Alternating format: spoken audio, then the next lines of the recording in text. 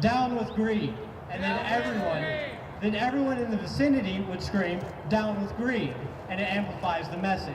A message hundreds have amplified on Wall Street, and now dozens plan to spread through Arkansas. Go back and think about the war, Vietnam, and who turned things around.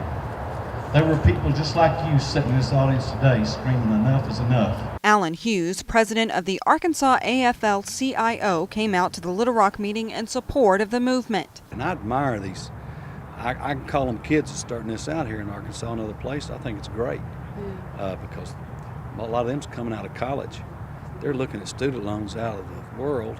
How do they pay it back if the corporations aren't creating jobs? A group of strangers of all ages joining together to protest, each with their own reasons. As far as a mission statement, we do need to have a vote on a mission statement, but we need to be able to have submissions. Do we have any suggestions on how we may be able to do that? Leading more than 190 unions across the state, Hughes says he relates to the frustration felt by the protesters.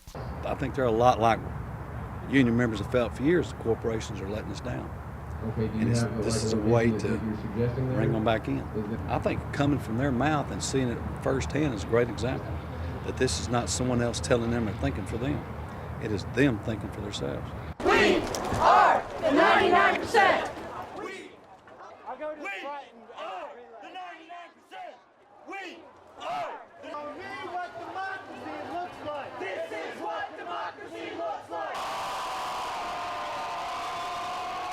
I mean, we want the government to hear that there are things going on that we're not happy with. There's a lot of things going on with these corporations, as you heard in the declaration, that people are just not willing to put up with anymore. The smell of camping food is in the air, but Aaron Stewart says it's nothing like a family vacation. Right now is that we're not just camping. This is a political statement. We have a library. I don't know anybody else that takes a library with them when they're camping. Katie Van Druff says they chose the Clinton Presidential Center for a reason. The only symbolism of this property is that it's public property, and Occupy Wall Street is supposed to be about taking back public property for public use. So Thomas Hudson says they represent the 99% of Americans who are seeing their incomes plummet, while the top 1% are seeing an increase. Unbalanced income growth in the last decade. Most people have seen their wages stagnate or decrease, or they have become unemployed altogether. But standing up for what they believe comes with the possibility of being arrested. Little Rock police are patrolling the area. I'm not scared of being arrested. I'm willing to be arrested because I believe that what I'm standing up for is right, and if I get arrested for it, to me, that is wrong. Just in case, they wrote phone numbers to their lawyers on their arms and held a meeting to discuss what they needed to do. With this information, we need to make a decision. Are we going to just up and go if they ask us to, or are we going to try and make a stand saying that this is our freedom of speech? Some protesters say they've never been arrested before and don't know what to expect. You don't know whether you're going to get a good cop or a bad cop. Morning time, everybody get up, pack it up, let's go. The sentiment of one demonstrator in the Occupy Little Rock movement. That's why I was born, for this movement right here. Occupy Little Rock is on the move from the front lawn of the Clinton Presidential Center to 4th and Ferry Streets in downtown Little Rock. Demonstrators say that even though they're being asked to move, their message carries on. Thomas Hudson says they decided to move along peacefully. We have a pretty good relationship with the police right now. And that might be a contrast to some of the other Occupy movements. And we're proud that we have a good relationship with the police to this date, and we decided today isn't the day to mess it up. Justin Thomas Hippica says Occupy Little Rock is not a political movement. We have no political affiliation whatsoever. We are not a political movement. We are only here to bring light to these facts, these issues that are happening all around us. Occupy Little Rock is an extension of Occupy Wall Street. Citizens in the 99%, as they say, coming together, protesting everything from government regulations to environmental issues to the Federal Reserve during tough economic times. We'll come into the spring. If they haven't made up their mind by then, we're occupying indefinitely. What can I say? Among thousands in the country and several here in Little Rock is occupier Eric Henry, and he, like many others, has a story of his own. I mean, most of the trouble is that my family, if I and I have run into have been attributed to financial issues. Henry, 23, now works part-time at a bookstore and spends the rest of his time booking music gigs at local bars. You can't dig your way out of it once you're in. 5 years ago, he had other aspirations of attending culinary school, but those became sidelined. My parents owned a small business that they were struggling to keep, so I felt like I needed to help them keep that afloat. And so I started working immediately after high school. And before he knew it, his parents had lost their business due to IRS and mortgage debt, leaving Henry jobless. Everybody ready? 1, 2, 3.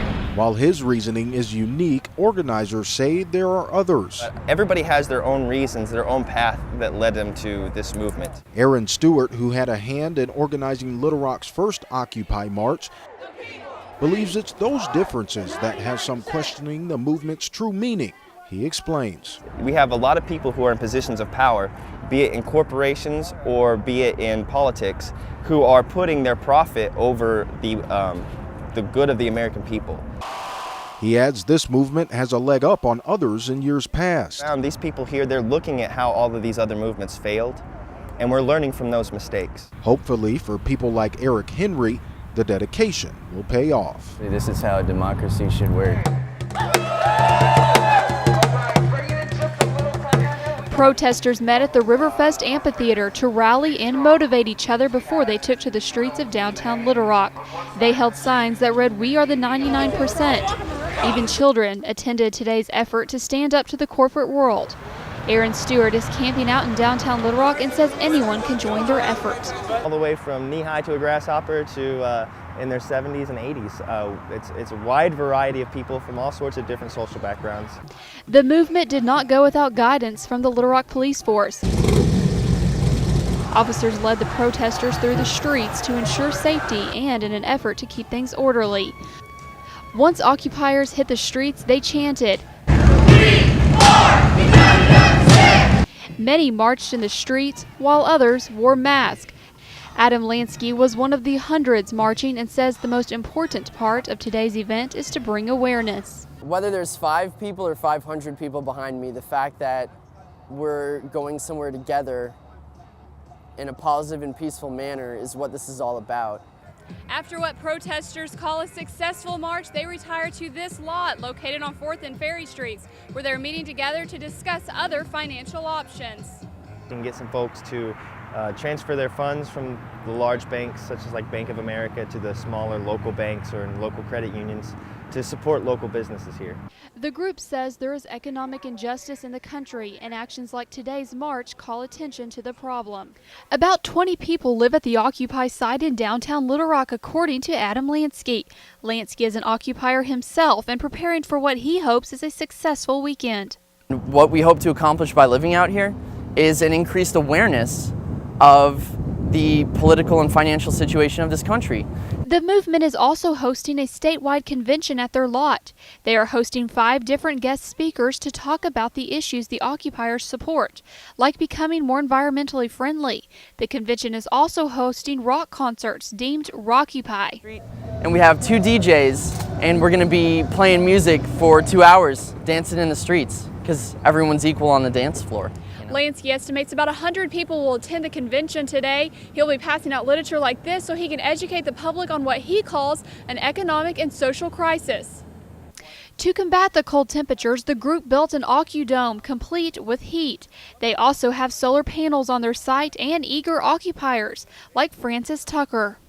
I'm really just excited to be around like-minded people who are hoping for a positive change, and so I don't know everything, just to learn from other people. The group made their home at the site on October 15th, according to Lansky, and he has high hopes for the new year. We hope to bring the people together in the name of peace and justice and compassion, and we want to present an opportunity for the public to become more involved in Occupy Little Rock as well. The Occupy movement got national attention more than 6 months ago as it took over major cities like New York City and Oakland, California. But here in Little Rock, it's been more of a subdued campaign. Occupy Little Rock! No major rallies leading to violence or arrests. We haven't had that here. We've done a great job of self-policing ourselves. That civil behavior has made it easier for law enforcement to work with occupiers, but some are getting frustrated with the possibility of another move.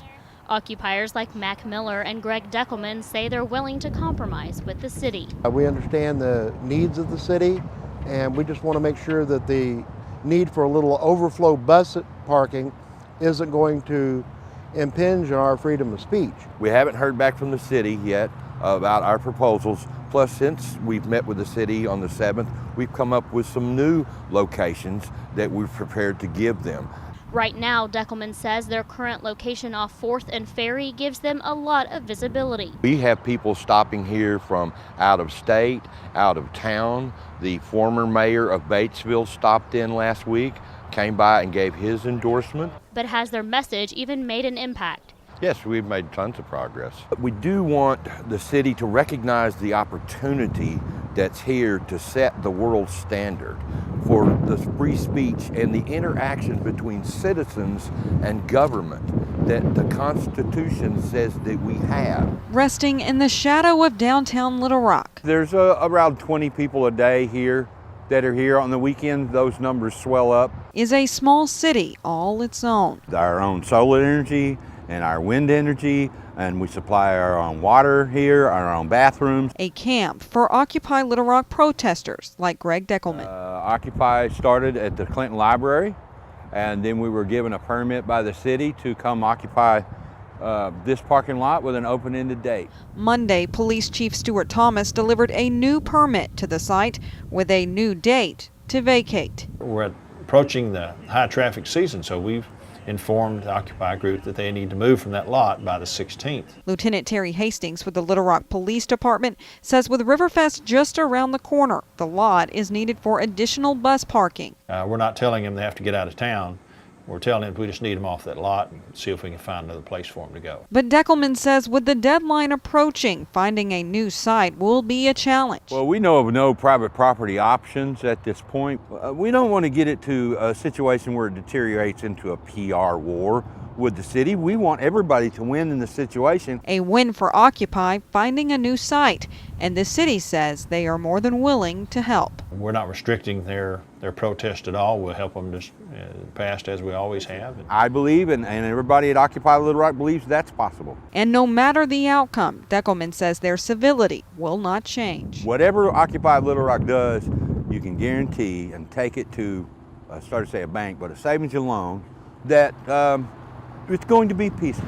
April showers bring May flowers. And on Monday, Tell me what democracy looks like. occupiers Democracy looks like. through the River Market, We are the people. by the Chamber of Commerce, We stand united. and eventually 3, this occupation is not leaving. on the steps of City Hall. We do not find it amusing. Growing controversy. Frustrated is a much better way of saying that what we are right now.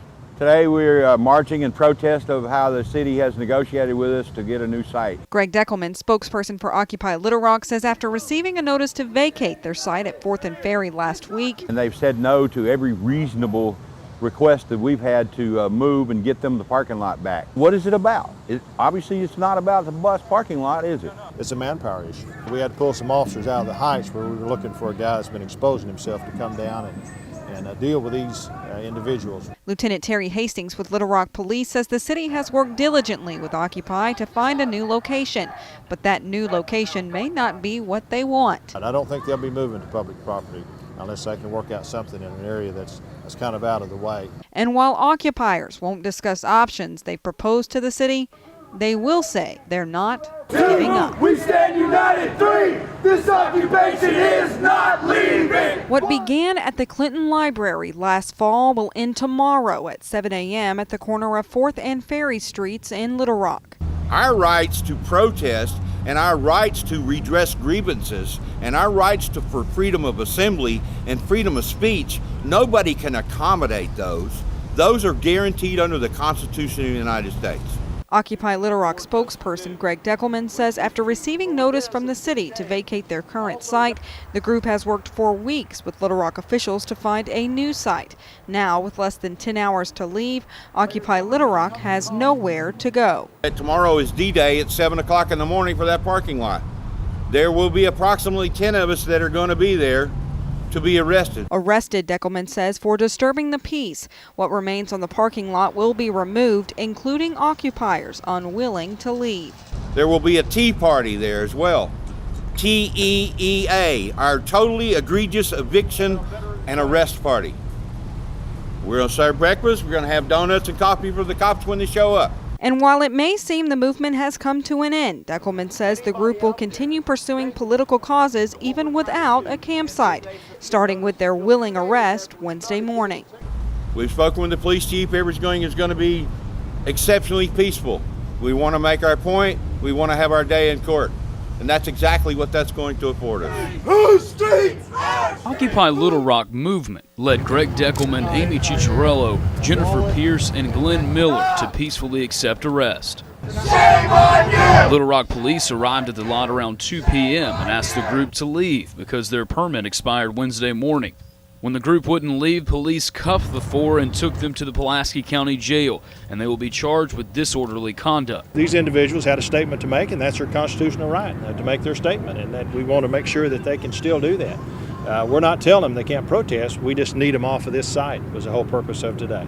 The city asked the occupiers to leave the parking lot at Capitol Avenue and Ferry Street after being allowed to peacefully protest for 7 months. It doesn't sound like the group is ready to back down. Occupy Little Rock's not going anywhere. Whether we occupy public land, private land, or both. The city claims they need the parking lot for the upcoming Riverfest, but some occupiers disagree. We had permission to stay here as long as we could, as long as we needed to, and now they've changed their minds. And so that does seem wrong. Greg Deckelman says now he will look to the court system to right the wrongs. This parking lot, for lack of a better word, felt like my home because I knew that the work of the people was being done here. I don't really think there's going to be a plaque here. I don't think they'll have something like Occupy Little Rock was here in 2012. People were pretty much worn out with it. You know, like that guy at the party that just won't leave. No. It's like that guy you don't see that often, but every time you do, he tells you the same story. And anybody who passed by on I-30, they made you feel uncomfortable. You know, like when you pull up to the traffic light, and there's the guy 15 feet from your car window and he's holding the cardboard sign. And it starts this inner debate, should I roll down the window and give him $1, even though you probably know he's a professional panhandler? But then there's a good Samaritan in you that really wants to help, but oh my gosh, don't look at him. Let him see you looking at him. Oh my gosh, thank goodness the light changed, I can move on. Occupy Little Rock definitely wore out their welcome, if there ever was one. And a lot of people would say to me, what are they trying to accomplish? I'm not their official spokesman, but to me, they raised this question. A question that doesn't have an answer. You come up with your own, but let me ask it. Has greed become an American value? Now, before you answer that, think about the headlines over the last 20 years. Let the inner debate begin. Whoops, the lights changed. I better move on.